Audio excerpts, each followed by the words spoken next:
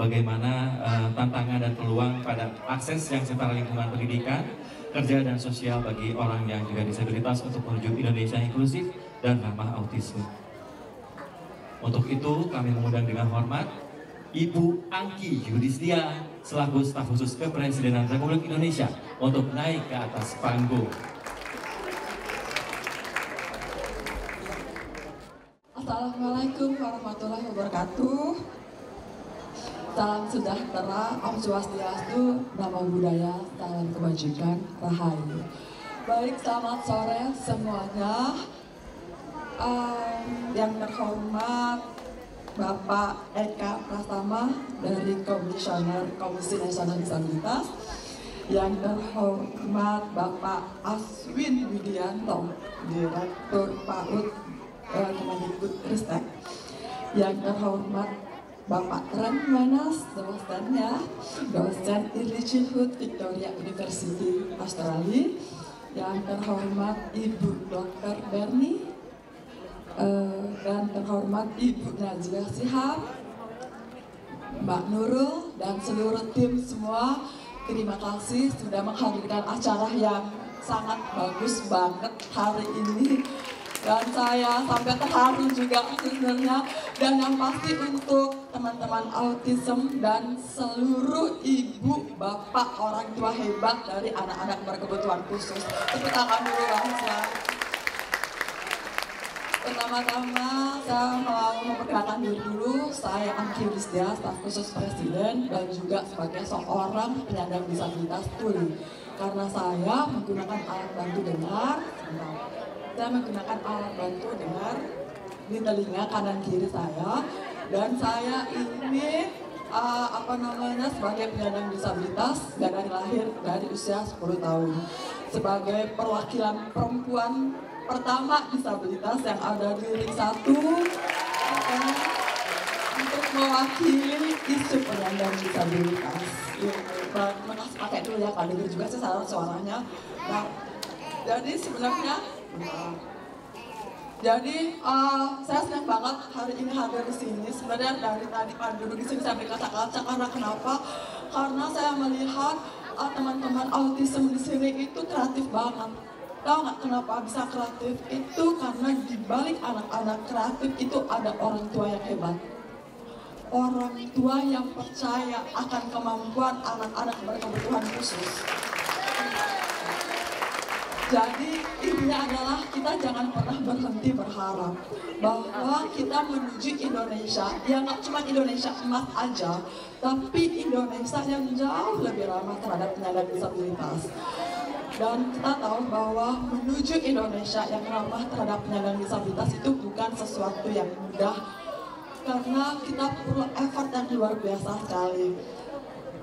Pertama kali saya ditarik oleh Presiden tahun 2019 untuk mewakili isu penyandang disabilitas masuk ke dalam sistem di pemerintah pusat itu bukan hal yang mudah sekali, karena isu-isu disabilitas itu masih dianggap minority. Isu penyandang disabilitas masih dianggap yang belum menjadi priority pada waktu itu. Sampai pada titik Pak Presiden bertanya, apa yang harus negara lakukan untuk teman-teman penyandang disabilitas? Lalu kami berdiskusi banyak. Yang harus dilakukan oleh pemerintah adalah pemerintah harus hadir dalam kondisi apapun dan keadaan apapun, karena pemerintah harus percaya di balik keterbatasan anak-anak berkebutuhan khusus pasti ada potensi-potensi yang menjadi aset negara yang membanggakan Indonesia. Dan akhirnya tahun 2019 sampai tahun 2021 kami bersama-sama pemerintah pusat dan kementerian tentunya itu berusaha keras untuk mewujudkan kebijakan-kebijakan. Kita punya undang-undang Ibu Bapak. Undang-undang kita zaman dulu tuh undang-undang penyandang cacat, betul ya? Penyandang cacat terminologi sudah diubah bahwa kita bukan cacat, kita berdisabilitas manusia yang ibaratnya kita bisa terus dikembangkan sesuai dengan potensinya, karena kita bukan barang rusak yang tidak bisa diapa-apain. Maka terminologi itu diubah dan kita memiliki undang-undang baru, Undang-Undang Nomor 8 Tahun 2016 tentang penyandang disabilitas. Nah, kita tahu bahwa pemerintah lama banget ya untuk mengimplementasi dan lain sebagainya. Bahwa undang-undang ini akan bisa bergerak ke bawah apabila kita punya peraturan turunannya.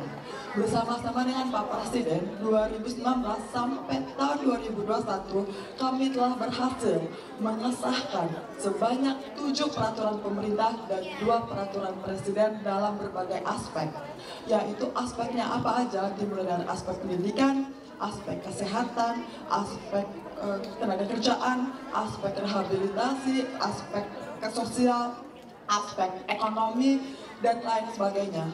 Bahwa isu penyandang disabilitas ini bukan hanya isu sosial, tapi juga isu human right yang hak-haknya harus diperhatikan. Nah, dan itu semua tidak bisa berhenti di sini aja. Tahun ini adalah tahun terakhir saya dan tahun kelima. Nggak sampai disangka sudah di tahun kelima ini adalah artinya adalah purna tugas saya 2024 ini. Dan harapannya mudah-mudahan jangan pernah berhenti. Jangan pernah berhenti. Dan saya juga menitipkan kepada Komisi Nasional Disabilitas yang ini ya, cerita sedikit tentang Komisi Nasional Disabilitas. Pada waktu 2019-2020, ketika kami mengajukan untuk mewujudkan lembaga pertama yang ada di Indonesia khusus untuk penyandang disabilitas, ini bukan sesuatu yang mudah juga. Kami mendapatkan berbagai penolakan, kami mendapatkan berbagai tantangan, sehingga kami dituntut secara hukum di MK pada waktu itu. Tapi kami berhasil memenangkan tuntutan itu dan terbitlah Komisi Nasional yang negara hadir untuk lebih dekat terhadap penyandang disabilitas. Jadi dalam sejarah satu-satunya, jadi kami memperpanjang tangan jika ibu bapak di sini perlu bagaimana harus mendapatkan informasi dan bagaimana supaya pemerintah bergerak dan bagaimana kita bisa mendampingi, terus bagaimana kita bisa terus mengawal itu kami serahkan sepenuhnya kepada Komisi Nasional Disabilitas, dan itu nanti mungkin akan lebih banyak berbincang. Yang pasti ibu bapak, Pak Presiden Jokowi selalu memberikan arahan kepada kita untuk bagaimana mengimplementasikan kebijakan-kebijakan. Sebagai bentuk pemerintah pusat ini tidak pernah lupa dan tidak akan pernah berhenti untuk terus mewujudkan hak-haknya dan disabilitas. Tantangannya ini adalah bagaimana diimplementasinya, tidak hanya di pemerintah pusat tapi juga di pemerintah daerah. Bagaimana peran kita sebagai warga negara ini adalah untuk terus mengawal partisipasi aktif untuk bersuara. Salah satunya dengan SpecX Expo seperti hari ini. Ini adalah bentuk bagaimana tidak hanya panitia tapi juga semua orang tua di sini untuk bersuara, untuk terus mewujudkan adik-adik dan teman-teman autism di sini untuk terus menunjukkan bakat istimewanya. Jadi kita percaya bahwa Indonesia pada suatu saat ini terus akan menjadi negara yang inklusif, dan kita berhasil mewujudkan bahwa isu penyandang disabilitas di pemerintah tidak lagi menjadi isu minoriti, tapi menjadi isu priority dengan semua kebijakan-kebijakan pemerintah dan semua program-program pemerintah. Penyandang disabilitas sudah diinklusivitaskan sesuai dengan peraturan-peraturan kebijakan, baik peraturan pemerintah, peraturan presiden, peraturan menteri, dan beberapa peraturan daerah. Jadi intinya adalah kita harus berusaha terus meyakinkan dari segala aspek pendidikan, yang pasti kesehatan, rehabilitasi, kerja, sosial. Kami mengajak seluruh pihak untuk saling bergandengan tangan, untuk mensupport satu sama lain, karena mewujudkan Indonesia inklusif ini tidak bisa sendiri. Pemerintah juga tidak bisa sendiri. Kita tidak bisa sendiri. Kita perlu sinergi dan kita perlu kolaborasi di masing-masing pihaknya kita. Dan bagaimana Pakis ini tidak hanya untuk hari ini saja, tapi juga berkembang seterusnya dan menjadi acara rutin untuk kita bisa saling berkumpul, ya Ibu Bapak semuanya ya, untuk kita menemukan bahwa anak-anak istimewa ini adalah anak-anak yang sangat membanggakan buat kita. Jadi akhir kata, mudah-mudahan Indonesia ini menjadi negara yang jauh lebih ramah terhadap penyandang disabilitas dan tidak ada satupun penyandang disabilitas yang tertinggal. No one is left behind. Baik, terima kasih. Selamat melanjutkan acara-acaranya. Terima kasih untuk semua panitia atas kerja kerasnya. Terima kasih dan mudah-mudahan seterusnya kita bisa saling bersinergi dan saling bergandeng tangan. Jangan lupa Ibu Bapak semua di sini selalu mengucapkan terima kasih untuk dirinya sendiri karena telah berhasil mendidik dan membimbing anak-anak berkebutuhan khusus. Terima kasih. Wassalamualaikum warahmatullahi wabarakatuh. Waalaikumsalam warahmatullahi wabarakatuh. Terima kasih Ibu Angki. Saya ingin bersalaman dulu, Ibu Angki boleh? Bersalaman dulu untuk kesuksesan yang telah Ibu Angki raih selama ini menjadi inspirasi untuk kita semua. Terima kasih sekali lagi sudah bersama dengan kami untuk keynote speech. Baik, untuk itu saya akan mengundang moderator kita, yaitu yang kami hormati Ibu Dr. Nurul Luntungan. Ibu Dr. Nurul Luntungan, kami persilakan. Halo, selamat sore Ibu Dr. Nurul. Sudah sumringah ya kita ketemu tadi di backstage. Apa kabar? Sehat? Aduh, sangat penuh dengan kesiapan sekali hari ini ya. Baik, Ibu Nurul, hari ini kita akan berbicara mengenai Uniting Love, Moving Forward, and Inclusive Society. Tentunya banyak sekali para speakers profesional yang akan datang dan hadir. Untuk itu saya sebagai MC akan memberikan waktu dan tempat untuk Ibu Dr. Nurul Luntungan. Tepuk tangan sekali lagi untuk moderator kita. Terima kasih banyak. Untuk mempersingkat waktu, kita akan langsung memanggil para narasumber, panelis yang luar biasa. Ini sesi terakhir, tapi sepertinya salah satu sesi yang paling ditunggu-tunggu karena pembicaranya luar biasa nih, high level. Kita sangat beruntung bisa mendapatkan para pembicara yang hadir di hari ini dan juga kemarin, yang benar-benar memang orang-orang yang pegiat dan concern dengan masalah pendidikan, kesehatan, isu-isu disabilitas, yang hari ini juga akan berbagi tentang pandangannya, khususnya kalau yang topik hari ini itu adalah Uniting Love, Moving Forward Inclusive Society. Jadi gimana tadi Mbak Angki sudah menyatakan bahwa untuk maju supaya Indonesia benar-benar tidak hanya Indonesia emas, tapi benar-benar Indonesia yang juga ramah pada disabilitas, itu kita mulai dari rasa sayang sebagai ibu, rasa sayang sebagai guru, rasa sayang sebagai penyedia kesehatan, sebagai profesional, sebagai orang tua, sebagai teman, sebagai anggota keluarga. Dan di sini kita akan mulai membahas dulu apa saja sih yang bisa kita lakukan, moving forward ini seperti apa. Jadi saya akan memanggil para narasumber kita sore ini kepada Dr. Bernie Endiarni Medis, spesialis anak, konsultan MPH. Beliau merupakan dokter konsultan tumbuh kembang. Selamat sore Dok. Mewakili Ikatan Alumni FKUI ya Dok. Silakan Dok. Dr. Bernie juga merupakan dokter spesialis anak yang berpraktek di RSCM, di Klinik Lalita Sumarekon Bekasi dan di Klinik Brawijaya. Dan beliau juga merupakan dosen Departemen Ilmu Kesehatan Anak FKUI RSCM dan Ketua Bidang 3 IDAI. Terima kasih banyak Dr. Bernie untuk waktunya. Lalu pembicara yang kedua akan saya undang Mbak Najila Shihab. Mbak Najila adalah inisiator jaringan pendidikan semua murid, semua guru, dan juga pendiri sekolah Cikal. Jadi kepala sekolahnya semua anak-anak kayaknya. Kemudian pembicara yang berikutnya adalah Bapak Reno Wenas. Beliau adalah dosen Early Childhood Education dari Victoria University Australia. Orang Indonesia tapi mengajarnya di Australia, tapi khusus untuk Spekis datang cuma 3 hari nih, 4 hari datangnya kayaknya. Oh 2 minggu sekalian liburan, sekalian pulang. Kemudian pembicara berikutnya Pak Eka Prastama dari Komisioner Komisi Disabilitas Nasional Republik Indonesia. Terima kasih banyak Pak Eka untuk kehadirannya sore ini. Dan tentu saja yang kita sangat nantikan, Pak Aswin Wihdianto, PLT Direktur Pendidikan Masyarakat dan Pendidikan Khusus Kementerian Pendidikan dan Kebudayaan Republik Indonesia. Oke.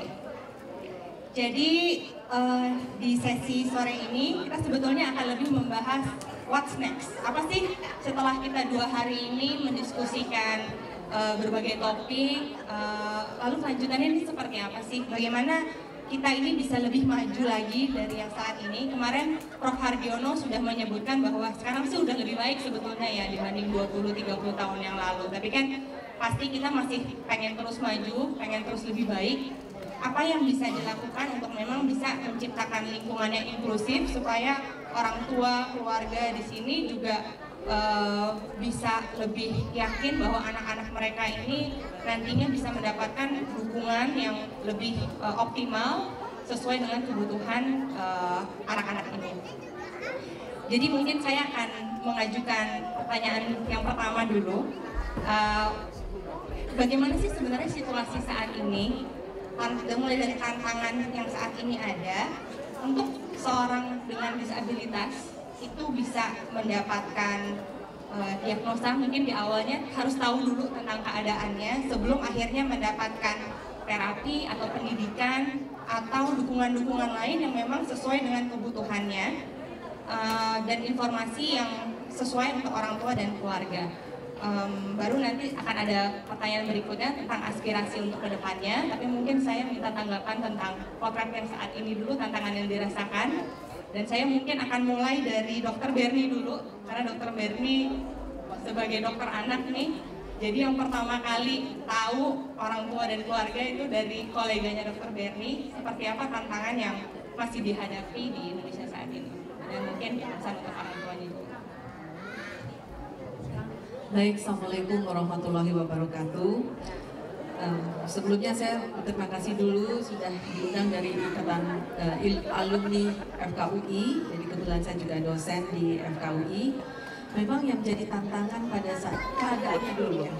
Kalau keadaan, saya setuju dengan guru saya, Profesor Hardiono, bahwa sekarang ini sudah jauh lebih baik dibanding mungkin 20 tahun, 30 tahun yang lalu ya.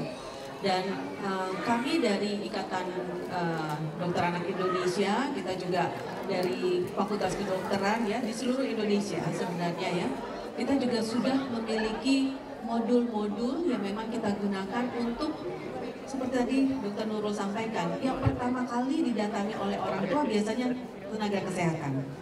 Jadi kita sudah memiliki modul, dimasukkan di dalam modul kedokteran, yang kita ajarkan ke seluruh, bukan saja dokter umum, dokter spesialis anak tentunya, kemudian dalam menangani anak-anak berkebutuhan khusus ya, memang kita bekerja sama dengan multidisiplin dari dunia kedokteran saja, itu ada kesehatan jiwa, kemudian KFR, kesehatan fisik dan rehabilitasi, THT, mata, dan lain sebagainya, dan ini sudah masuk ke dalam modul tersebut. Kebetulan saya juga di Ikatan Dokter Anak Indonesia, kita juga sudah ada yang kita sebut dengan unit kerja koordinasi. Kita membuat buku bersama-sama sebenarnya dengan organisasi profesi lain ya, seperti dari kesehatan jiwa dan lain sebagainya, dengan Kementerian Kesehatan sebenarnya. Jadi kita sudah membuat buku bersama, dan buku ini yang kita ajarkan, kita membuat buku yang disebut dengan deteksi dini, intervensi dini, masalah tumbuh kembang anak. Isinya itu salah satunya bagaimana sih orang tua mengenali ya, karena di buku KIA, buku Kesehatan Ibu dan Anak, sebenarnya sudah ada poin-poin tentang perkembangan anak. Nah ini yang bisa digunakan oleh orang tua di masa dini. Kemudian nanti mereka akan datang ke tenaga kesehatan, misalnya di Faskes 1 ya, dan di Faskes 1 itu sudah kita ajarkan juga, sudah kita sediakan buku SDI-DTK tadi, yang sudah berisi poin-poin kuesioner-kuesioner singkat ya, untuk mengenal apakah ini ada kemungkinan ke arah masalah perkembangan, perilaku, dan lain sebagainya. Tentunya kalau misalnya seperti yang dialami oleh para orang tua ya, tentunya kalau kita resah kan tentunya kita akan naik tingkat juga ya, mungkin akan datang ke dokter umum maupun dokter spesialis, maka disitulah kita juga sudah menyediakan modul untuk mengenali dan mendiagnosis masalah anak berkebutuhan khusus ini. Nah, masalahnya tadi pertanyaan dari Dr. Nurul, angka kelahiran di Indonesia itu 4,5 juta per tahun, itu perkiraan. Kemudian kalau kita lihat tadi prevalensi dari ASD ini 1 di antara 100 orang. Jadi sebegitu banyak. Kalau saya tadi dengar Profesor Dante mengatakan 2,64 juta anak di Indonesia ini yang memang dikatakan anak dengan ASD ini atau Autism Spectrum Disorder. Ya. Jadi pertanyaannya di mana mereka? Kalau di Jakarta mungkin cukup banyak ya. Di kota-kota besar, di Jakarta saja di kota besar masih kurang ya, Bu Ella ya. Bagaimana yang di pelosok? Ya. Nah ini yang menjadi tantangan, karena yang di pelosok mereka juga berhak kok. Tadi sudah disebutkan bahwa ada undang-undang perlindungan anak ya, dan setiap anak memiliki hak untuk mendapatkan itu, mendapatkan kelayakan dia untuk tumbuh dan berkembang secara optimal. Nah ini yang masih mungkin tantangan juga ya, tantangan buat kita ya, bukan cuma untuk Kemkes ya, karena kita juga harus berusaha menjadi mitra dari Kementerian Kesehatan gitu. Ini yang menjadi salah satunya. Kemudian juga tentunya kalau kita lihat lagi penyebaran tadi ya, penyebaran ke pelosok-pelosok, juga mungkin tantangan kedepannya ini, tantangan yang saat ini juga yang masih kita rasakan juga, salah satunya tadi sudah disebutkan oleh Ibu Angki, memang stigma ya, karena walaupun pasien-pasien kami itu juga datang kadang-kadang keluh kesah juga ada ya, Dr. Nurul ya, memang stigma di masyarakat ini yang kadang-kadang membuat orang tua juga kadang-kadang ragu ya untuk perlu nggak saya memastikan ya, karena begitu kita saya mengerti sekali begitu mendengar anaknya apapun itu ya, bukan hanya masalah salah satu penyakit atau perilaku tertentu, itu pasti tidak mudah untuk diterima. Mungkin itu. Oh satu lagi. Mungkin satu lagi setelah diagnosis tentunya terapi. Nah, terapi ini yang juga masih tadi Bu Ella bilang untuk penata laksanaannya masih terbatas sekali, even di kota-kota atau kota besar. Mungkin itu. Jadi dok, kalau misalnya di global 1 banding 100 anak udah bisa teridentifikasi, kalau di sekitar berapa ya berarti? 1 banding berapa itu ada? Belum ada ya? Oke. Tapi kita tahu bahwa sebenarnya masih itu ya, masih banyak yang belum terdiagnosa gitu, belum banyak teridentifikasi lah, masih banyak sekarang. Iya. Dan sebetulnya tadi mungkin ngomong sama Dokter Berni, seharusnya dari usia 18 bulan pun itu sudah bisa teridentifikasi ya harusnya. Jadi mungkin yang masih menjadi kendala, baik itu dari sisi orang tuanya mungkin yang masih harus lebih proaktif untuk melihat dan memeriksakan ke dokter. Oke, mungkin aku lanjut ke Mbak Najila juga nih, karena lanjut biasanya kalau udah teridentifikasi terus gimana gitu kan, tadi juga udah dibilang karena orang tua kadang ada rasa khawatir ya, apalagi pasti langsung terbayang kalau misalnya anak itu teridentifikasi dengan suatu kondisi, apalagi dengan gangguan perkembangan kan, autisme ini kan biasanya munculnya sebagai gangguan perkembangan dulu, dan banyak yang kebingungan habis itu mengakses terapi, mencari sekolah. Nah kalau dari pandangan Mbak Ella itu seperti apa Mbak saat ini yang masih menjadi tantangan besarnya untuk, apalagi tadi masalah implementasi ya, implementasi bahwa sekarang kan aturannya setiap sekolah memang harus menerima, ada kuotanya untuk menerima anak dengan disabilitas, tapi siap nggak sih sekolahnya, guru-gurunya siap nggak sih gitu, dan gimana usahanya, upaya dan inovasi nih, karena Mbak Ella udah lama nih bergelut di sini. Makasih Mbak Nurul pun tanyanya. Terima kasih, saya senang bisa hadir, selalu dapat pengalaman belajar baru, dapat contoh praktek baik gitu ya, dapat cerita-cerita yang sangat inspiratif dari forum-forum bersama dengan orang tua dan anak-anak berkebutuhan khusus. Jadi makasih, semoga tadi udah ada didoain supaya begitu tiap tahun, semoga ada tiap tahun. Nah, ngejawab pertanyaan tadi sebenarnya gini, saya tuh setuju dokter bahwa ada perbaikan gitu ya, tetapi yang harus kita sadari perbaikan yang signifikan dalam 10 tahun atau 20 tahun ini itu perbaikan di kesadaran. Jadi awareness-nya itu sudah jauh lebih baik. Dan saya yakin itu ya karena ada event-event seperti ini, orang tua anak berkebutuhan khusus yang juga bersuara dengan lebih keras gitu ya. Ada Mbak Angki tadi yang melakukan banyak hal, Kementerian Kesehatan, Kementerian Pendidikan, pasti nanti Pak Aswin bisa cerita banyak juga. Nah, tetapi kesadaran yang meningkat kalau tidak disertai dengan kapasitas yang juga meningkat, itu pada akhirnya yang muncul tantangan-tantangan yang makin besar. Nah, itu yang sekarang lagi terjadi nih di ekosistem kita gitu ya. Dan ini bukan cuma bicara pendidikan, karena tentu bicara anak kebutuhan khusus persis seperti yang digambarkan tadi, itu sebelum masuk ke sistem pendidikan pun sejak sebelum kelahiran bahkan gitu ya, kelahiran masih dalam konteks pendidikan non formal, informal di keluarga dan sebagainya, itu tantangannya sudah sangat terasa. Untuk mendapatkan diagnosa saja susah dan seringkali kita melihat diagnosa sebagai stigma, padahal sebagai psikolog, latar belakang saya psikolog klinis, Bapak dan Ibu, sebagai psikolog saya itu yakin sekali bahwa diagnosa itu harusnya memberdayakan.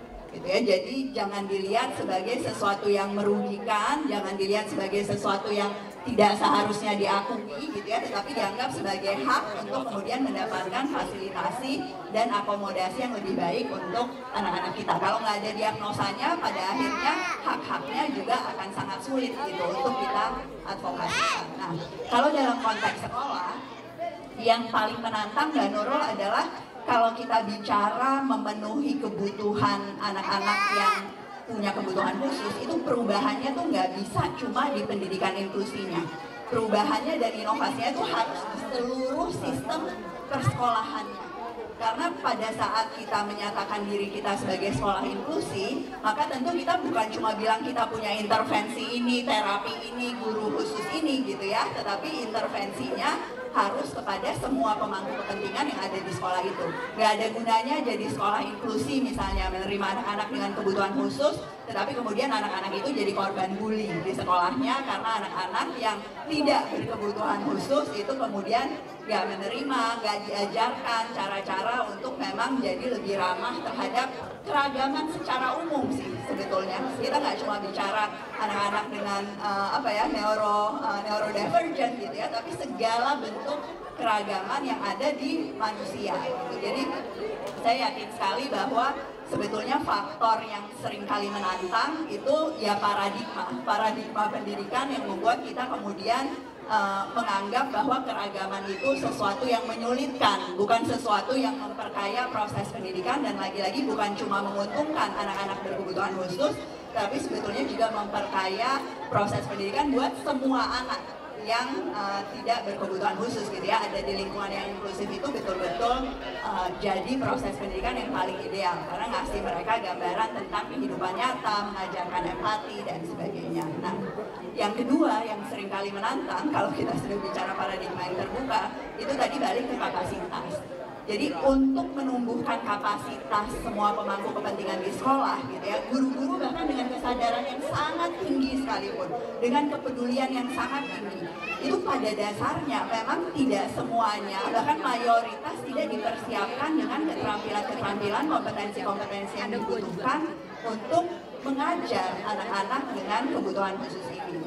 Tentu tantangan utamanya karena kebutuhannya sangat beragam kan ya Bapak dan Ibu, dengan satu diagnosa yang sama, yang ada di tahap perkembangan yang sama dan sebagainya. Jadi memang proses belajar terus-menerus, proses personalisasi dalam perancangan pembelajaran, pada saat teknik mengajar di kelas, dalam proses assessment dan sebagainya, itu sulit untuk tidak membuat guru-guru menganggap ini sebagai beban tambahan gitu, dibandingkan dengan kalau dia tidak mendapatkan tugas mengajar anak-anak dengan kebutuhan khusus. Nah, karena itu memang kemudian dukungan-dukungan yang kita berikan kepada guru, kemudian kepada orang tua gitu ya, itu jadi mutlak ada. Nah ini balik lagi nih, alokasi sumber dayanya sebetulnya seperti apa? Ya ada sekolah-sekolah yang ya seperti di Cikal gitu ya, di Sekolah Murid Merdeka yang berusaha melakukan itu, tapi kita tahu dalam konteks ekosistem yang lebih besar, ini jumlahnya masih terlalu sedikit dibandingkan dengan tadi 1:100 yang dibutuhkan. Saya mau kasih ilustrasi menurut soal jadwal aja. jadwal sekolah. Itu kita di Cikal tuh nggak mungkin bisa bikin pendidikan inklusi yang baik kalau nggak jadwal seluruh sekolah tuh diubah. Benar-benar harus jadwal seluruh sekolah, jadi kita harus meredefine jam pelajaran itu berapa lama, waktu istirahat itu jadi fleksibel sekali gitu ya. Dan yang komplain tuh bukan anaknya, tapi misalnya nih kalau di Cikal petugas kantin gitu, kebersihan, nggak bisa ya Bu Ella diatur aja tuh jadwal mulai jam segini, ini jam segini sih. Kan butuh fleksibilitas gitu sebetulnya kalau kita bicara, dan itu lagi-lagi bukan cuma buat sekian ratus anak inklusi gitu ya, tapi ya ribuan yang sekolah bersama-sama dengan mereka. Jadi isu implementasi itu bukan isu yang kita bisa take for granted, bahwa sesudah paradigmanya ada, sesudah policy-nya ada gitu ya. Saya selalu melihatnya ini memang kayak journey sih yang harus kita lalui, baru kemudian kalau komitmennya udah ada, komitmen dari pimpinan sekolah gitu ya, komitmen dari guru-guru, baru kemudian ya kita tahu bahwa ini sulit tapi worth it gitu ya, terus kemudian kita cari cara-cara untuk memodifikasi dan melakukan ini bertahap. Nggak akan bisa sempurna, tapi selama komitmennya kuat terus gitu ya, dan lagi-lagi komitmennya dari semua gitu, bukan cuma orang tua anak-anak inklusi, tapi dari semua orang tua, maka banyaklah proses refleksi yang kita lakukan juga sebagai organisasi untuk kemudian membuat proses belajarnya itu betul-betul jadi jauh lebih baik. Jadi bukan sekedar kasih kesempatan yang sama, apalagi menyeragamkan gitu ya kebutuhan anak-anak dengan kebutuhan khusus supaya memenuhi standar sekolah atau apa, tetapi betul-betul memang mempersonalisasi proses belajarnya sesuai dengan tahapannya. Terima kasih Mbak Ella. Jadi ternyata memang kompleks ya kalau dari gambaran Mbak Ella nih. Jadi mungkin untuk Bapak Ibu yang hadir yang selama ini merasa kenapa sih susah banget cari sekolah untuk anak-anak berkebutuhan khususnya mereka gitu. Ternyata memang kompleks di balik itu semua. Nanti kita akan ngobrol lebih lanjut gimana nih strategi ke depannya. Tapi setelah ini saya mau dengar dulu nih dari Mas Ren Wenas, karena Mas Ren juga punya pengalaman bekerja di Australia juga ya saat ini. Mungkin bisa memberikan perspektif nih untuk journey untuk orang tua, terutama untuk mengakses diagnosa dan pendidikan tuh seperti apa sih gapnya di Indonesia dengan yang di Australia, supaya kita bisa membayangkan nih sebenarnya untuk orang tua tuh untuk menavigate perjalanan mereka saat memiliki anak kebutuhan khusus tuh seperti apa sih harusnya? Ya, terima kasih Mbak Nurul untuk kesempatannya, dan juga terima kasih buat Spikix yang sudah mengundang saya. Paling nggak saya bisa pulang ya 2 minggu makan batagor atau prak dan lain sebagainya. Sebenarnya ya Bapak Ibu, di Indonesia dan di Australia dan di negara yang lain, menurut aku itu nggak jauh beda programnya. Saya dulu, aku apa aja ya? Saya dulu, tadi saya cerita, saya dulu sekolah di sekolah inklusi yang menerima anak-anak dengan berkebutuhan khusus. Ini tahun 2009, nggak usah ditanya umur saya, tapi 2009. Terus mereka menerima support belajar yang sangat baik, tapi yang nggak disupport siapa? Murid-murid yang lainnya. Dan ketika kita tidak pernah menerima support itu, apa yang terjadi sama anak-anak? Seperti yang Mbak Ella bilang, mereka tetap mendapatkan treatment yang tidak baik. Saat ini untuk orang tua, sebenarnya masalahnya apa untuk early intervention? Masalahnya menurut saya juga saya setuju, itu di stigma. Tadi saya bilang, ketika ngomongin mengenai eliminating stigma itu terjadi karena lack of exposure to the right information. Di sini Ibu Bapak, siapa yang pernah baca buku cerita anak dengan representasi anak dengan autisme? Ya, nonton iklan, ada iklan mengenai anak autisme. Nah, jadi ketika kita bicara mengenai stigma, itu apa? Itu lack of exposure to the right information. Akhirnya kita harus menghadapi bias-bias yang ada yang mungkin tidak benar mengenai anak autisme. Dan kita sebagai pedagog sudah bisa berbicara dengan term yang oke ya, jadi neurotypical, neurodiverse. Tapi mungkin di luar sana kita masih banyak dengar terminologi seperti normal dan abnormal. Orang tua kadang itu bukannya nggak mau, tapi nggak ada orang tua yang mau diasosiasikan anaknya dengan terminologi tersebut. Itu bukan representasi yang benar, tapi mereka tidak pernah terekspos dengan informasi yang betul tentang tata cara berbicara mengenai anak autisme. Di sini juga ibu-ibu bapak-bapak, kalau misalnya kita berbicara mengenai daya pikir ya, ada kan yang kalau belajar itu masih dengerin musik, ada ya? Tapi ada juga yang kalau belajar itu nggak boleh ada suara sama sekali. Pertanyaan saya, yang normal itu apa? Nggak ada yang normal. Nggak ada, karena cara pikir kita berbeda-beda. Begitu juga dengan anak-anak kita dengan autisme. Tapi selama ini karena stigma yang ada, akhirnya orang tua itu tidak mau membuka di sini concern yang mereka miliki mengenai anak mereka karena stigma itu. Belum lagi ketika mereka bicara nyari support ke kiri kanan stigmanya juga salah, akhirnya orang tuanya dijudge. Akhirnya anaknya yang dijudge. Belum sampai ke mencari terapi, ya mendingan aku nggak ngomong deh. Kalau aku ngomong nanti malah berabe, ujungnya kemana-mana. Di Australia pun sama. Nah, nanti kan kita akan ngomongin solusinya ya. Tapi yang saya ingin ucapkan di sini dari kemarin sudah dibilang, mungkin inilah kita sudah melakukan yang baik, tapi selalu ada yang lebih baik, ya kan? Di sana pun kita pakai kata-kata disabilitas. The biggest organization di sana yang menaungi anak-anak autisme dan berkebutuhan khusus namanya National Disability Insurance Scheme. Nah, pertanyaan saya, disability itu dis-nya stands for apa? Tidak. Ability mampu, tidak mampu. Apa benar? Ya, mungkin nggak ada ibu-ibu bapak-bapak yang bisa main drum kayak tadi. Ada ibu bapak yang bisa melukis sebagus anak-anak kita di luar. Berarti lebih ke disable. Kita punya ability yang berbeda-beda, ya itu yang harus kita fokuskan. Itu yang orang tua harus tahu, bahwa ketika bapak ibu punya anak yang kita bilang dengan autisme, apa artinya? They've got different ability. Period.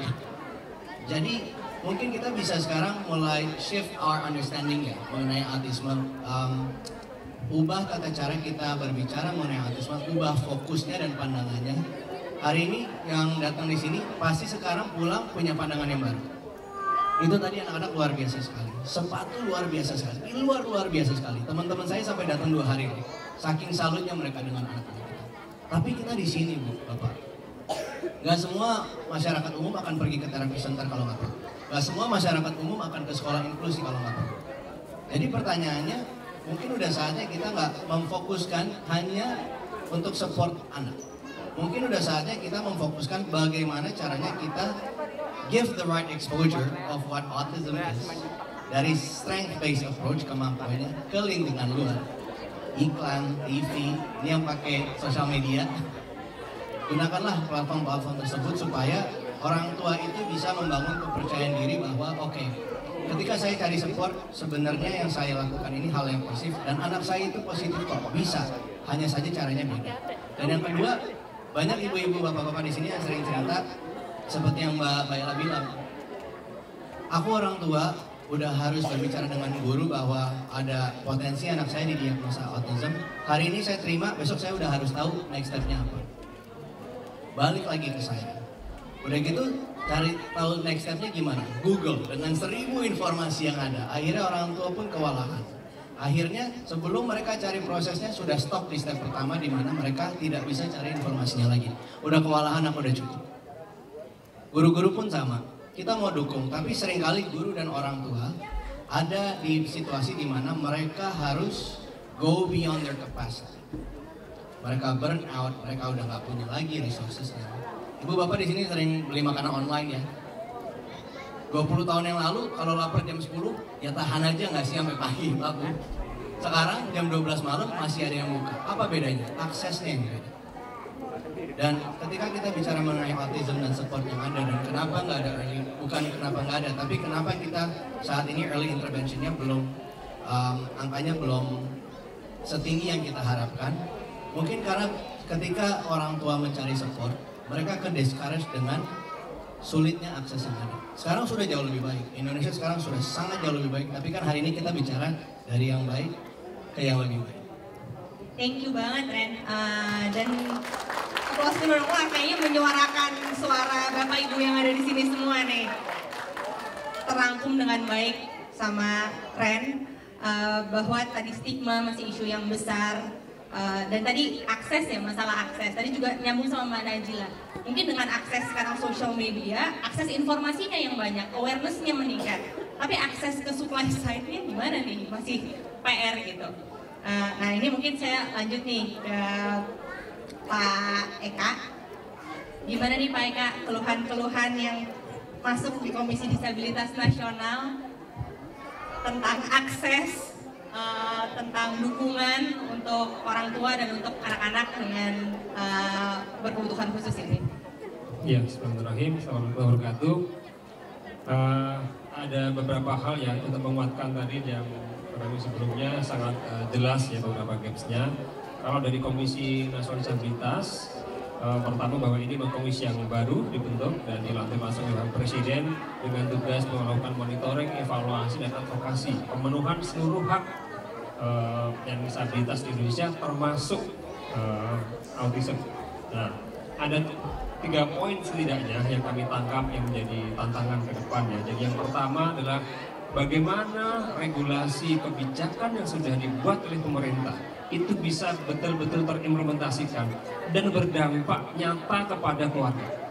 Ya, di Hari Disabilitas tahun berapa itu ya? 2022 kalau tidak salah Pak Presiden menyampaikan kalau masih ada regulasi yang kurang apa, gitu kan? Karena gapnya adalah bagaimana regulasi dari Kemendikbud, Kementerian Kesehatan dan seterusnya yang sudah semakin baik ini betul-betul sampai ke keluarga. Ini jadi PR yang harus kita pastikan. Kita tahu ada otonomi daerah, ada pemerintah pusat, provinsi, kabupaten kota. Dan yang paling dekat dengan keluarga adalah di kabupaten kota. Ini bagaimana setiap keluarga di tingkat lokal ini bisa terjamin. Nah, ini regulasi ini yang harus kita dorong, kita pastikan. Dan peran ini ada juga di semua pihak. Masyarakat sipil, Komisi Disabilitas adalah sebuah lembaga non struktural yang independen. Jadi kami bertujuan bagaimana pastikan semua berjalan ya, bukan dalam konteks untuk menyalahkan pemerintah ya maksudnya, tapi kita ingin bersama-sama karena kita paham juga pemerintah perlu dukungan, perlu support untuk itu bisa berjalan. Nah, jadi itu yang pertama. Yang kedua, bahwa sudah ada shifting paradigma, ya ada perubahan paradigma dari charity, dari kasihan menjadi social model dan berbasis rights. Hak. Jadi Bapak Ibu kalau ada anak-anak ke sekolah itu diterima bukan karena kasihan, tetapi memang setiap anak di Indonesia punya hak untuk bisa diterima. Mereka dilindungi oleh hak anak misalnya, bahwa mereka diberi kesempatan berkembang di tempat yang terbaik. Di mana mereka ingin berkembang? Di sekolah inklusif, di sekolah reguler, atau di sekolah khusus, atau dimanapun homeschooling, semua harus dijamin. Nah, bagaimana memastikan lingkungan inilah yang harus bisa semakin baik, terbuka untuk menerima anak-anak dan keluarganya. Ya, kami menerima beberapa laporan, saya mendampingi terus terang beberapa kasus anak-anak autis di daerah. Yang di daerah ini ada yang sudah sekolah di sekolah umum, SMP, negeri, kelas 2-nya, kelas 7 diterima, kelas 8-nya suruh pindah ke SMP. Orang tuanya hanya tukang batu, ibunya hanya tukang cuci. Anaknya meskipun autis tapi dia bisa berangkat sekolah sendiri. Dia bisa bermain dengan temannya dan dia menangis, kenapa saya dipindah? Karena saya selama ini merasa ada tugas yang bisa mungkin saya kerjakan. Nah ini di lapangan ini, dan karena kami di Komisi Disabilitas bekerjasama dengan beberapa lembaga, begitu kami proses, besoknya minggu depannya diterima lagi. Jadi ini kan bukan karena kasus sendiri. Bagaimana tadi Bu Najwa tadi sangat bagus, bahwa sekolah harus betul-betul bisa menerima ini. Dan jelas bahwa untuk menerima anak-anak ini dibutuhkan effort lebih. Kalau tidak ada effort lebih, jangan harap bisa melayani anak-anak ini dengan lebih baik. Karena anak-anak autism berbeda dan mereka punya hal yang lebih kompleks ya. Dan kemudian yang ketiga, itu terkait dengan peran-peran orang tua dan keluarga.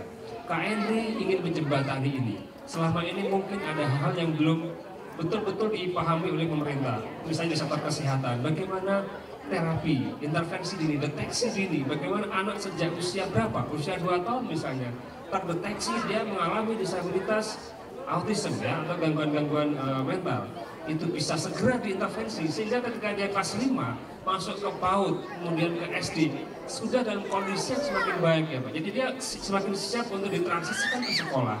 Nah ini kan masih ada gap, tenaga kesehatan masih kurang, tenaga terapis masih sangat terbatas. Nah ini orang tua bisa menyampaikan. Nah gap ini yang menjadi peran KND terutama untuk bisa memastikan. Termasuk juga kalau ada hal-hal yang dirasa diskriminatif, orang tua kami sangat terbuka. Silahkan kontak saya nanti bisa dicatat atau cari di KND, link KND. Kami masih baru, jadi masih sedang mengembangkan website. Insya Allah nanti tahun ini sudah jadi. Nah, silakan kontak kami kalau ada diskriminasi, di sekolah ada bullying, Bapak Ibu ke satu sekolah ditolak ya, itu kita bisa membantu mendampingi. Kami akan sangat concern terhadap itu karena akses untuk anak disabilitas usia sekolah di Indonesia masih cukup tinggi gapnya Pak ya, sekitar 60% anak di usia sekolah yang tidak atau belum bersekolah. Nah, ini PR kami bagaimana memastikan anak-anak termasuk yang autis itu bisa diterima di berbagai sekolah. Tentu ini sangat bervariasi, kita tahu ini spektrum, tidak bisa general, jadi harus individual, assessmentnya individual. Dan tadi ya bagaimana Bapak Ibu semua kalau mulai perlakuan diskriminatif sekolah, kemudian dipindah paksa, atau ada perlakuan diskriminatif dari orang tua, bahkan dari guru, dari temannya, mari bisa diinfokan ke KND akan berusaha untuk membantu mendampingi sebaiknya sehingga masalahnya sudah selesai. Nah jadi 3 hal itu yang terutama yang ingin kita lakukan untuk melihat tantangan-tantangan yang sudah ada. Sementara itu. Lapornya kemana tuh Pak? Oh, iya. Ini ada yang mau nyatet nih? Iya bisa ke, kita punya sementara ini ada WA ya, Dita 0811 1388 143 ya, 0811 1388 143. Ini bebas ya, bisa menyampaikan keluhan, protes, ada intimidasi apapun sampai ke kami. Akan ditampung di situ ya Pak? Iya, iya. Atau di kontak saya juga bisa di 0813 2877 5620. Ya. Nomor saya umum bisa. Luar biasa. Terima kasih banyak Pak Eka. Siap menerima aduan-aduan dan keluhan-keluhan masyarakat. Nah, saya lanjut ke Pak Aswin nih Pak. Aduh, banyak kok PR. Mungkin Pak Aswin bisa menyimpulkan kalau dari pendidikan seperti apa Pak tantangan terbesarnya, karena tadi awareness sudah makin banyak, sudah makin tinggi, tapi supply side kesiapan dari guru, kesiapan dari sekolah itu Mbak Najila tadi sudah menyampaikan yang dirombak aja sampai A sampai Z semuanya harus dirombak. Nah ini arahnya seperti apa nih Pak? Ya baik, terima kasih. Saya setuju sekali ya. Jadi kalau kita ambil butir-butir poin dari narasumber pertama, Mbak Ila dan seterusnya itu sebenarnya semua sudah terpetakan tadi ya, tantangannya, bagaimana proses identifikasi assessment yang kalau kita bicara normatif ya, proses identifikasi assessment untuk anak-anak berkebutuhan khusus, termasuk anak-anak autis misalnya seperti itu. Lantas bagaimana kompetensi guru, bagaimana membentuk sekolah yang ramah, dan saya sepakat bahwa kita tidak bisa juga memang melihat hanya satu sisi. Ya. Kita harus melihat ini secara komprehensif dan ini saling terkait ya. Ketika kita tidak melakukan proses identifikasi dan assessment yang baik, kita tidak akan mengetahui kondisi anak. Ketika kita tidak mengetahui kondisi anak, kita tidak akan tahu bagaimana memberikan pembelajaran yang seharusnya untuk mereka. Pembelajaran yang terbaik adalah pembelajaran yang memang berpusat kepada peserta didik. Ini kondisi ekstrim ya untuk anak-anak berkebutuhan khusus, itu memang sudah menjadi rohnya ketika proses pembelajaran itu seharusnya diawali dari proses identifikasi dan assessment. Mungkin kita tidak perlu terlalu complicated seperti apa, yang penting intinya adalah bagaimana kita menemukan kondisi anak berkebutuhan khusus sehingga kita bisa memberikan pembelajaran yang baik yang sesuai dengan kebutuhan dan potensi yang dimiliki oleh anak. Permasalahannya memang proses identifikasi dan assessment itu tidak semudah yang kita bayangkan. Oke lah, di sini mungkin termasuk anak-anak dengan keluarga yang cukup beruntung gitu ya. Tapi kalau di pendidikan secara nasional kan tentu kita harus melihat skup nasional dengan berbagai kondisi ekonomi, sosial, budaya gitu ya, geografis gitu ya. Bukan keberadaan anak-anak autis itu sebenarnya kan menyebar dimanapun gitu ya, tidak hanya di kota-kota besar, di daerah-daerah terpencil pun itu juga banyak ada anak-anak autis yang didapati seperti itu. Dan itu kan mungkin tidak seberuntung ya kalau tadi bicara masalah akses, bagaimana kita mendapatkan akses proses identifikasi assessment. Jadi memang ini menjadi salah satu tantangan juga kami di Kementerian Pendidikan dan Kebudayaan ketika melihat ini dalam skup yang lebih besar ya. Berarti artinya kan kalau pemerintah tentu melihatnya harus secara keseluruhan ya, tidak boleh ada istilahnya tadi kalau kata Bang itu no one left behind ya. Nah akibat itu, nah tadi mungkin Mbak Ella juga sudah menyampaikan, Mas Ren juga gitu ya.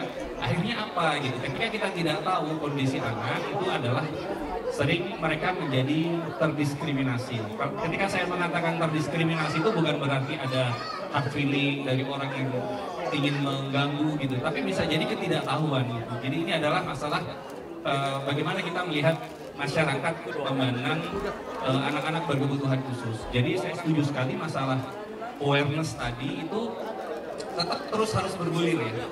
Terus harus sekarang sudah meningkat dan saya juga mengakui gitu ya sudah jauh lebih baik, tapi juga terus harus ditingkatkan. Saya mengenal pendidikan khusus itu pertama kali saya masuk ke dunia kerja itu sekitar tahun 2005 sebenarnya. Tadinya saya pikir sekarang kan sudah 2023 ya, masalah awareness itu harusnya sudah tidak lagi menjadi isu gitu. Sehingga fokusnya adalah masalah pendidik, masalah guru bagaimana berkompeten, dan saya setuju itu. Tapi ternyata saya salah gitu. Sampai dengan saat ini pun ternyata itu menjadi never ending story yang tetap harus kita gaungkan gitu ya. Jadi masalah awareness itu juga berkaitan tadi. Ketika masyarakatnya tidak menyadari akan keberagaman gitu, akhirnya secara tidak sadar melakukan langkah-langkah atau tindakan-tindakan yang sebenarnya masuk kategori bullying tadi Mbak El sudah sampaikan. Pemerintah kan juga sudah Permendikbud terkait penanggulangan pencegahan dan penanganan kekerasan di satuan pendidikan gitu ya. Itu kita dengan gestur tubuh aja, dengan salah ucap aja itu sebenarnya sudah masuk kategori bullying gitu. Nah ini yang terus kita sadarkan seperti itu. Jadi tadi masalah diskriminasi yang mungkin lebih kepada akibat ya, akibat dari suatu sebab yang seharusnya mungkin pelan-pelan bisa kita inikan. Yang kedua tadi akhirnya isunya adalah bagaimana menjadikan sekolah itu ramah gitu ya. Tadi saya setuju juga bagaimana kita meningkatkan kompetensi guru atau pendidik dalam menangani anak berkebutuhan khusus. Bagaimana mempersiapkan guru atau pendidik untuk siap menangani anak berkebutuhan khusus itu juga menjadi tantangan tersendiri gitu ya. Nanti mungkin di pembahasan selanjutnya saya akan coba sampaikan langkah-langkah yang sudah dilakukan pemerintah gitu ya. Berikutnya mungkin yang tidak kalah pentingnya adalah bahwa dalam menangani anak berkebutuhan khusus ini kita harus melihat secara ekosistem ya. Kami di pusat mungkin tidak akan berhasil gitu ya tanpa dukungan teman-teman di daerah, pemerintah daerah. Kami juga tidak akan berhasil tanpa dukungan dari masyarakat, dari NGO. Jadi seluruh pihak saya sepakat lagi Bu Ella dan seluruh narasumber tentunya tadi sudah menyampaikan bahwa ini harus dikerjakan bersama-sama gitu. Kita harus saling kolaborasi sesuai dengan tugas dan fungsinya, tentu bagaimana kita memberikan layanan yang inklusif. Intinya gini ya, jadikanlah inklusif ini mainstream. Tadi saya sepakat sekali. Jadikanlah mainstream. Jangan ini dijadikan proyek atau langkah-langkah paruh waktu, tapi jadikanlah ini mainstream. Jadi bagaimana membiasakan anak-anak dengan disabilitas itu berada di tengah masyarakat. Jadi kenapa ada sekolah inklusif juga sebenarnya untuk ke sana. Tapi di satu sisi bukan sekedar bagaimana kita mengintegrasikan mereka ke masyarakat, tapi masyarakatnya juga dengan pendidikan inklusif itu akan terbiasa gitu, akan terbiasa bagaimana dengan keberadaan teman-teman disabilitas gitu. Sehingga akhirnya ketika sekarang bersama teman disabilitas, saya sudah hampir 17 tahun di pendidikan khusus ya. Jadi kalau melihat teman-teman disabilitas itu bukan hal yang aneh buat saya, itu adalah mereka adalah bagian dari kita gitu. Mungkin berbeda dengan orang yang mungkin tidak terbiasa di lingkungan berkebutuhan khusus. Kita ketika hadir datang misalnya, mohon maaf teman-teman dengan hambatan penglihatan mungkin agak sedikit canggung bagaimana menangani, tapi untuk kita mereka adalah bagian dari kita. Jadi pembiasaan ini juga menjadi tantangan. Mungkin itu sementara ini Bu. Terima kasih. Terima kasih banyak Aswin. Nah mungkin ini pertanyaan terakhir dan mungkin karena terbatas waktu juga, jadi mungkin ini sekalian nanti kalau ada closing statement. Tadi kita ngomongnya cukup high level ya, mengenai gimana sih situasi saat ini. Nah tapi ini saya mau coba turunkan lagi sedikit diskusinya karena pesertanya banyak orang tua dan keluarga. Segala macam tantangan tadi yang ada, apa sih sebetulnya yang bisa dilakukan saat ini oleh orang tua dan keluarga untuk supaya pertama mereka bisa punya akses yang lebih baik dan optimal untuk mendukung anak-anak berkebutuhan khusus ini, dan juga untuk kedepannya supaya lingkungan sekitar nih kita bisa betul-betul lebih inklusi gitu. Karena kan tadi jangan sampai cuma berhenti di jargon, jangan sampai hanya berhenti di pelaporan, tapi benar-benar memang ada perbaikan. Nah apa yang bisa kita lakukan, mungkin aku akan minta satu persatu. dari Dokter Berni dulu nih dok, mungkin khusus tadi untuk masalah identifikasi dini atau diagnosis dini, apa sih yang bisa dilakukan oleh orang tua dan keluarga supaya memang anak-anak ini bisa teridentifikasi dengan lebih cepat, harus kemana, kalau memang merasa ada hambatan gitu atau mengaksesnya, itu kira-kira apa yang bisa dilakukan? Ya, baik. Jadi memang kebetulan kalau di kedokteran anak, divisi saya itu adalah divisi tumbuh kembang pediatri sosial. Jadi prinsip dari tumbuh kembang itu adalah early detection, early diagnosis, early intervention. Maksudnya apa? Kalau kita bisa sedini mungkin mendapatkan masalah pada seorang anak, maka kita akan bisa segera mendiagnosis dan segera memberikan intervensi. Biasanya hasilnya lebih baik, insya Allah, gitu ya. Jadi kalau kita lihat memang ada beberapa kondisi yang memang merupakan faktor risiko. Jadi kalau sudah ada faktor-faktor risiko ini, orang tua harusnya menjadi lebih concern ya. Misalnya ada riwayat kelahirannya prematur, ada riwayat bayi lahir dengan berat badannya di bawah 2.500 misalnya ya, atau memang ada riwayat kejang dan lain sebagainya. Ini merupakan faktor risiko. Jadi begitu ada faktor risiko ini, memang kita harapkan sesegera mungkin mendapatkan penanganan dari seorang dokter, menanyakan mungkin kondisinya cukup banyak. Jadi misalnya secara biologis bayi prematur lahir kurang dari 37 minggu, kalau kita bilangnya 37 minggu ya. Kemudian berat lahirnya rendah di bawah 2.500 gram. Kemudian dengan lahirnya ateran cukup bulan, kemudian beratnya lahir bagus, tetapi mengalami kejang atau dirawat di NICU, mendapatkan terapi oksigen ataupun ventilator dan lain sebagainya. Nah ini merupakan beberapa faktor risiko yang harus menjadi concern dari orang tua. Namun sekali lagi, bayi yang terlahir ateran cukup bulan, tidak ada masalah, itu juga tidak menutup kemungkinan ya untuk memiliki masalahnya. Sehingga kalau di kami dari kedokteran FKUI ini selalu kalau kita sosialisasi seperti ini di FKUI juga kita punya waktu-waktu tertentu seperti bekerja sama dengan RRI dan lain sebagainya, itu selalu mengingatkan pentingnya pemantauan pertumbuhan, perkembangan dan perilaku. Seperti tadi sudah saya sampaikan, memang saat ini secara global, secara mendunia, alat screening yang digunakan secara mendunia itu yang paling mudah sampai saat ini memang di 18 bulan. Tetapi memang pada tenaga kesehatan tertentu yang sudah cukup familiar ya dengan gejala-gejala ASD ini, mungkin bisa mendiagnosis lebih dini gitu.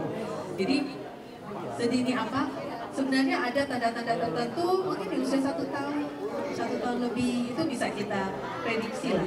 Dan tadi kan diagnosis dini, intervensi dini. Jadi begitu kita ada kecurigaan, yaudah kita intervensi segera mungkin. Diharapkan anak-anak ini bisa berkembang lebih baik.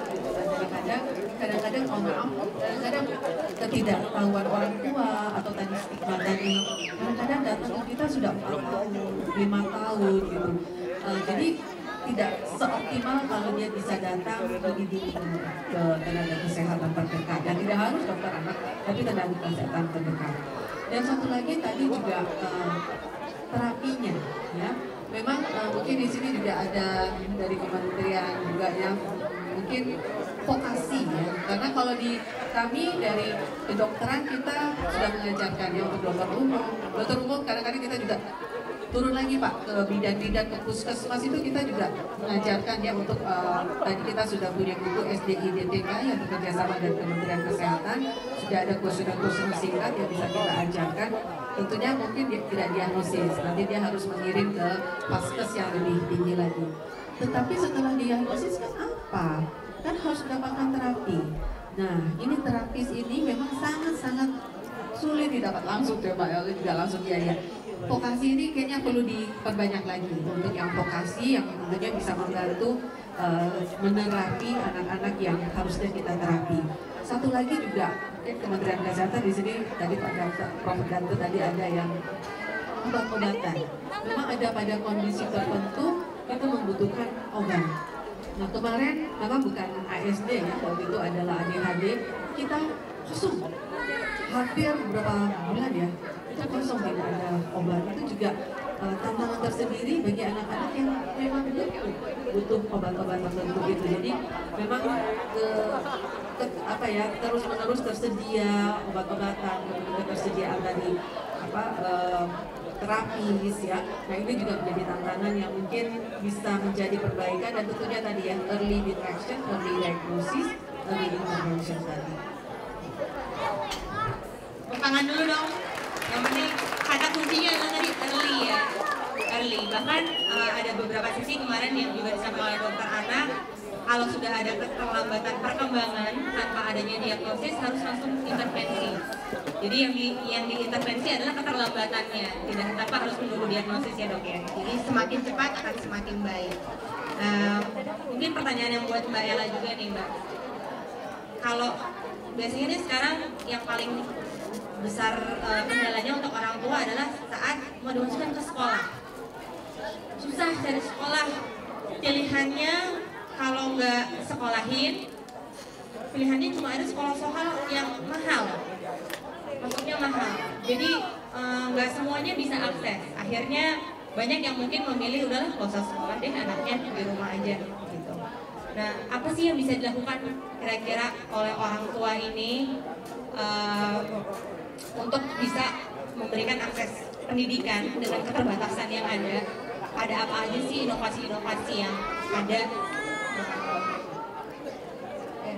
Saya tuh selalu reluctant buat jawab kayak inovasi di pendidikan inklusif gitu ya, karena harusnya kita memang ngomong dunia pendidikan yang lebih inklusif gitu ya, jadi bukan inovasi di pendidikan inklusinya gitu. Nah, tapi secara umum menurut saya yang paling penting tuh memang kapasitas orang tua sih. Saya tuh percaya banget bahwa ya peran orang tua itu kan jadi advokat yang seumur hidup ada sama anaknya gitu ya. Guru bisa ganti, sekolah bisa ganti, dokter bisa ganti dan sebagainya. Jadi kalau tadi kita bicara isu kapasitas, peningkatan kapasitas orang tua, dan Ibu Bapak di sini luar biasa tentunya datang ke acara ini, terlibat dalam diskusi, dalam advokasi dan sebagainya. Jadi yang saya percaya juga kalau kita bicara peningkatan kapasitas orang tua itu tuh bukan orang tua atau orang tua buat anaknya sendiri sih, tapi jaringan orang tua yang memang peduli, yang memang saling menguatkan. Itu kalau ditanya PR utamanya orang tua anak berdua sebetulnya apa sih?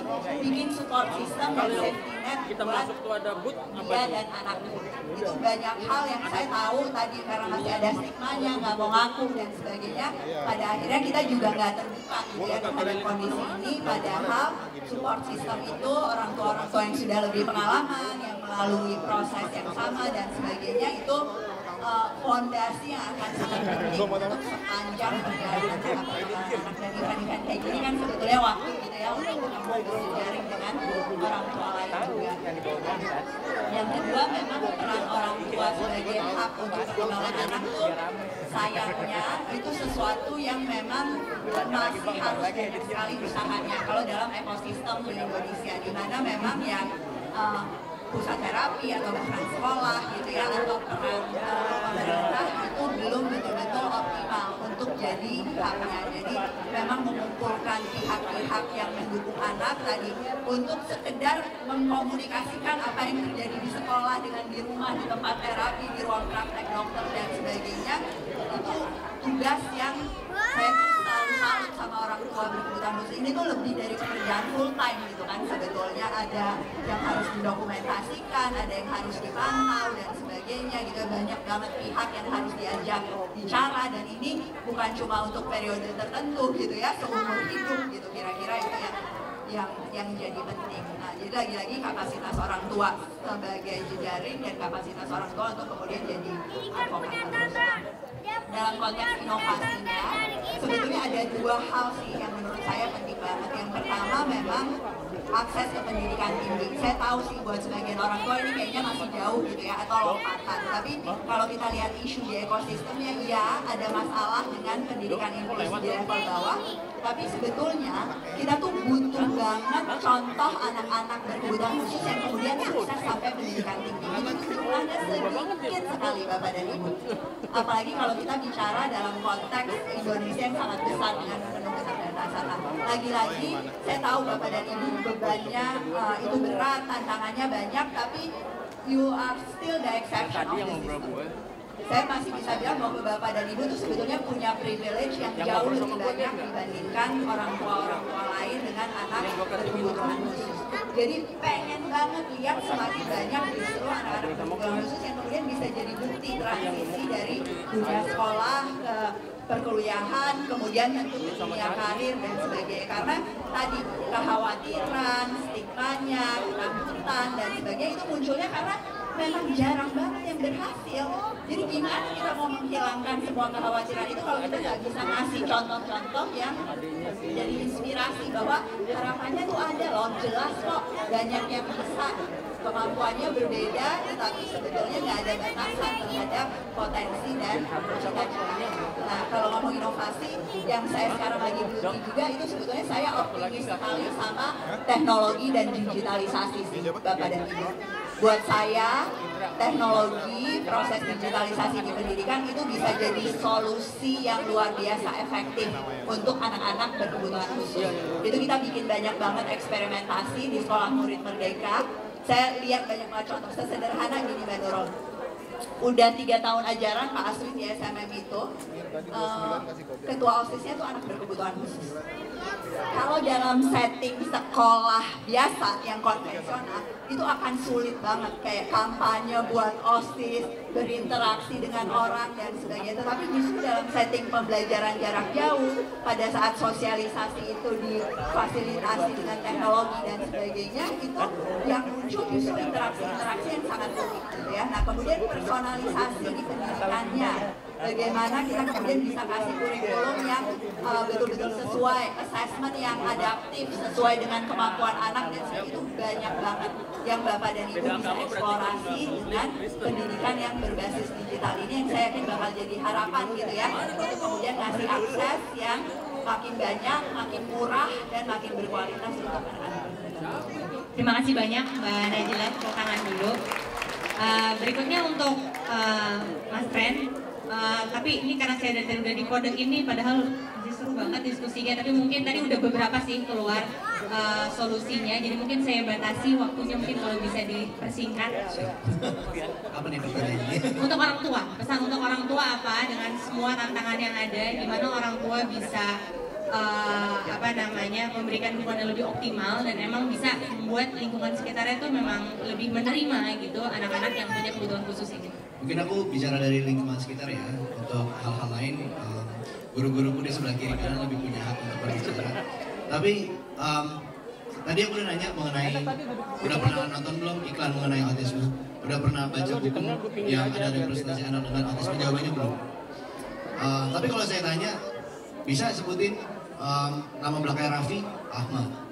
Nama anaknya Halilintar dari atas sampai bawah bisa semua. Kemarin bola yang bolanya di Qatar, yang nonton sampai pelosok mana. Jadi sebenarnya kita ada loh platform yang tersedia sekarang di mana kita tuh bisa increasing the exposure of the right information. Tapi mungkin belum kita gunakan selama ini. Jadi harapan saya kalau misalnya mengenai lingkungan sekitar, ayo kita jadi agent of change. Apapun perannya. Kalau misalnya memang kita adalah orang tua, kemarin kita mengurus anak di rumah, kesulitan, kita berhasil, jangan disimpan sendiri, di-share. Sekarang banyak kan udah lihat influencer-influencer yang menceritakan mengenai anaknya dengan autism. Itu satu video, nggak tahu loh Bapak Ibu yang nonton berapa banyak, nggak tahu loh yang bisa jadinya mengerti mengenai autism itu berapa banyak. Cukup mengubah pandangan satu orang untuk bisa merubah pandangan banyak orang. Jadi sebagai orang tua, ayo kita pakai platform yang sudah ada. Kalau misalnya sebagai kita masyarakat umum pun sama, pengajar-pengajar di sini, semoga pulang-pulang kita bisa berbicara ya sama anak kita di murid-murid mengenai buku-buku yang memperkenalkan tentang autisme di sini. Harapan saya tahun depan ketika ada speaking study, kalau saya nanya lagi, udah pernah nonton belum iklan tentang autisme? Jawabannya Sudah pernah belum kita in this case baca cerita ke anak-anak yang ada representasi anak autism? Jawabannya sudah. Dan sudah pernah lihat belum representasi anak autism berbakat? Jawabannya. Jadi kalau misalnya bola dari Qatar bisa sampai pelosok, kita juga bicara mengenai autism, kita juga bisa melakukan yang sama, menjadi agent of change. Kita bawa ke pelosok informasi yang betul mengenai autism. Thank you banget, Ren. Ini saya udah kode keras nih, tapi saya kasih kesempatan untuk closing statement ya ke Pak Eka dan juga Pak. Ya, saya kira teknologi sekarang harus kita manfaatkan. Ya. Teknologi make things possible for disability. Kalau for disability, teknologi make things easier. Jadi saya sebagai Najwa, ini akan sangat membantu dalam konteks tadi media sosial ya, campaign dan sekolah ini kan sebenarnya miniatur dari masyarakat yang nantinya anak-anak kita akan masuk ke sana.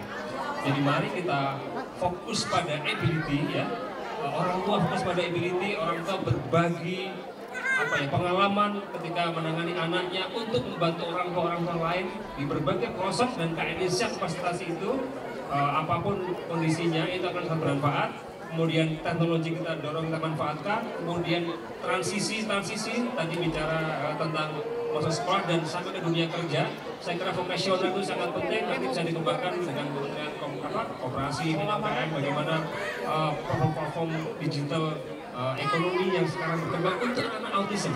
Jadi fleksibilitas sekolah, fleksibilitas kerja itu akan menjadi new culture lah ya di dalam bekerja atau sekolah, sehingga mereka tetap bisa berpartisipasi dengan kondisi-kondisi yang ada. Saya kira itu yang sangat penting. Jadi terus semangat, dan apapun yang dihasilkan di Spartex ini kalau boleh nanti bisa ke kami notifikasi, dan mungkin forum orang tua kalau ada follow up ya untuk memberikan masukan apa yang ingin disampaikan, apa yang perlu kita lakukan, inovasi apa. KND siap untuk membantu dan bisa menyampaikan kepada kementerian lembaga terkait, Kementerian Kesehatan, Pendidikan, Sosial, atau pemerintah daerah, dan bahkan kalau ada platform yang sudah ada untuk campaign bisa kami gunakan, kita akan ke daerah, ke kepala daerah, kita akan sharekan hasil Spartex itu kepada pemerintah daerah. Terima kasih banyak Pak Eka. Silakan Pak Aswin. Ya baik, pertama untuk orang tua yang ada di ruangan ini adalah orang tua hebat ya, dan orang tua yang ada di seluruh Indonesia juga tentu orang tua hebat, dan kita harus akui gitu ya, peran orang tua dalam pendidikan terutama untuk anak-anak berkebutuhan khusus itu sangat luar biasa ya, karena mungkin interaksi pertama anak itu adalah dengan orang tua gitu ya. Jadi teruslah menjadi orang tua hebat, dan jangan pernah lelah gitu ya dengan pendidikan bagi anak-anak berkebutuhan khusus. Mungkin agak sedikit challenging ya kalau kita bandingkan, makanya jangan pernah membandingkan juga dengan mereka yang non disabilitas gitu. Semua punya karakteristik, dan bagaimana kita memandang keragaman itu akan menjadikan kita tuh, oh memang ini loh seharusnya yang kita lakukan. Jadi bukan kenapa saya harus melakukan lebih. Jadi ini bukan masalah melakukan lebih, tapi memang ini adalah cara yang terbaik bagi adik-adik kita berkebutuhan khusus. Kami di Kementerian Pendidikan dan Kebudayaan mengakui ya, memang masih banyak challenge yang harus kita perbaiki. Tadi semua sudah didiskusikan gitu ya. Kami terus melakukan perbaikan. Ini adalah suatu proses yang harusnya berkesinambungan. Tadi dikatakan salah satu challenge yang kita hadapi adalah bagaimana mempersiapkan guru-guru atau pendidik di satuan pendidikan itu untuk siap menangani anak-anak berkebutuhan khusus. Nah, itu ada beberapa program yang sudah disiapkan oleh pemerintah, seperti misalnya penyiapan diklat berjenjang pendidikan inklusif ya.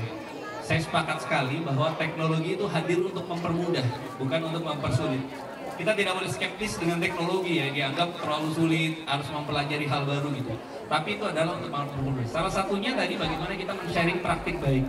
Mungkin apa yang kita lakukan di saat di ruangan ini mungkin tidak akan diketahui orang di luar sana kalau kita tidak ada teknologi atau tidak ada transformasi yang dilakukan secara digital. Jadi bagaimana kita memanfaatkan digitalisasi atau transformasi digital itu untuk bagaimana kita menyebarkan praktik baik, itu menjadi salah satu yang menurut saya faktor yang bisa kita manfaatkan sebaik mungkin seperti itu. Terima kasih.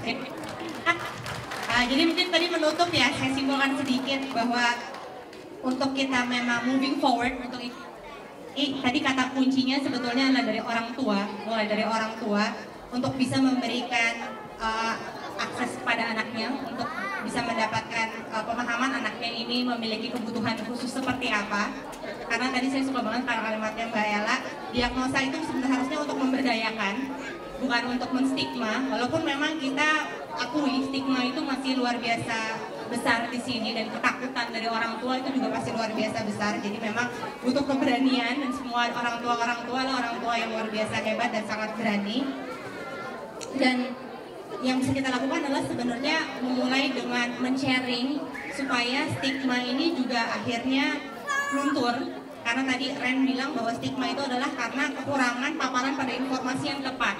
Jadi dengan lebih banyak diskusi seperti mungkin Spekix ini, dan Spekix ini mungkin juga diawali dengan rasa sayang orang tua di sini yang hadir, yang sayang banget sama anak-anaknya yang berkebutuhan khusus dan ingin anak-anak lain juga punya informasi yang sama. Makanya kita punya diskusi seperti Spekix. Jadi mudah-mudahan Spekix bisa ada dan kita harap juga akan semakin luas di jaringan support system antara orang tua di sini, karena yang bisa mematahkan stigma itu adalah sebetulnya orang tua yang sudah mengalami sendiri, yang sudah mencari berbagai informasi dan bisa memberikan informasinya dan menjadi agent of change untuk lingkungan di sekitarnya.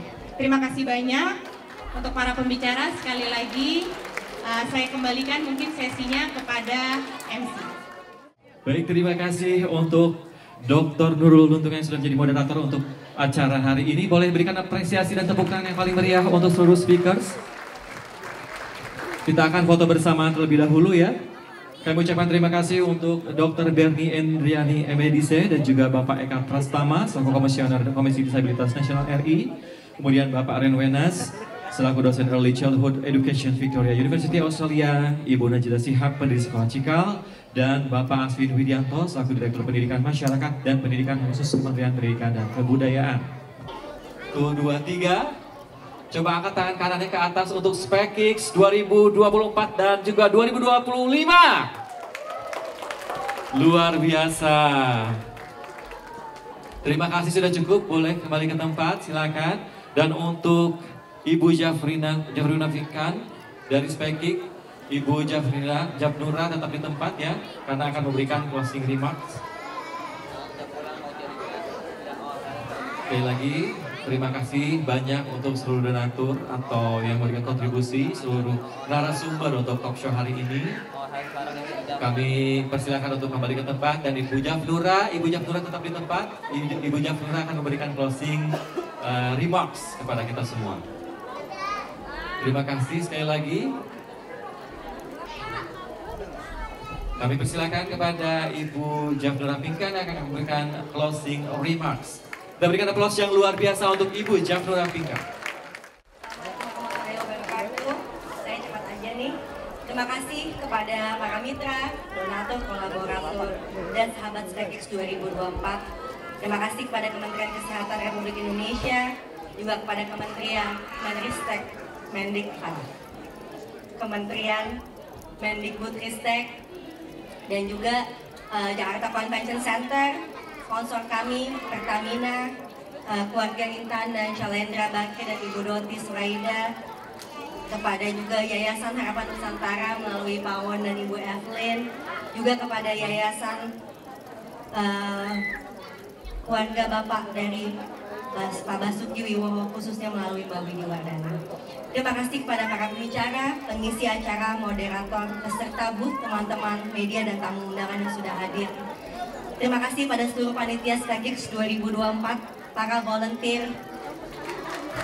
You guys are amazing. Thank you. Tim dari Trisana, DZLC, Soensu, Suntis Puri, dan keluarga besar keluarga kami dari almarhum keluarga Dr. Haji Ibnu Sutowo. Terima kasih, we're very very humble. Terima kasih untuk para peserta, orang tua, ibu saya yang hadir sudah 2 hari, Ibu Doti yang menggagaskan ini, dan kita bisa banyak bantu a lot of people, not only us.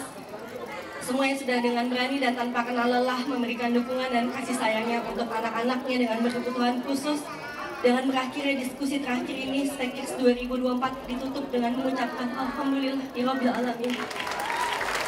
Wabillahi taufiq wal hidayah. Wassalamualaikum warahmatullahi wabarakatuh. Terima kasih Bu Joknur Rafiqa.